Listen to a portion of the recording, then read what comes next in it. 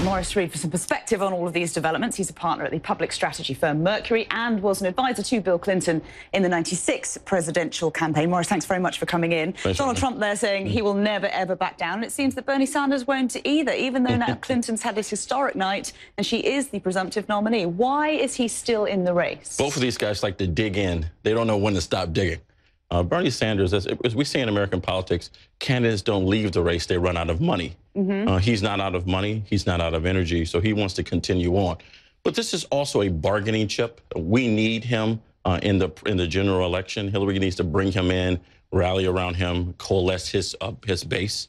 So what he's doing is bargaining, he's negotiating until he gets out of the race. And I think once you get to the District of Columbia, he'll step aside. But at this point, he's still negotiating his place in history, if you will. We know that he's already cut down his staff numbers ahead of the convention as well. But with just less than a month to go, really, now until that convention, has he got money? Is there still money in the coffers for Bernie Sanders to carry on?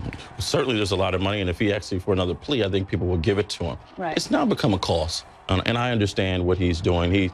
He's tapped into something. He believes that he's really able to rally a certain part of the electorate that's frankly not sold on Hillary Clinton yet.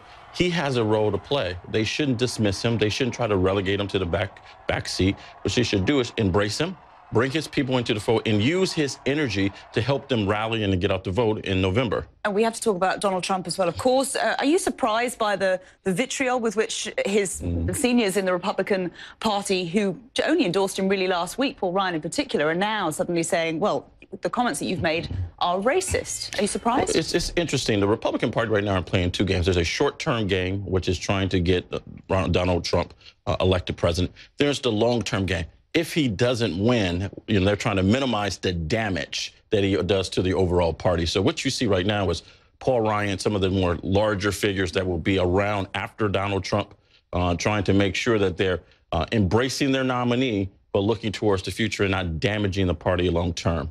And I know that you've worked closely with the Clintons in the past. Some would say that Hillary Clinton's campaign this time round, compared to 2008, she's a lot warmer. She's talking about family values. She's referring to her mother a lot. Is that a deliberate tactical shift? Well, I think she has to speak in the first person. And this is something that I've pushed very hard, is she needs to speak in a narrative that brings everyone to the table.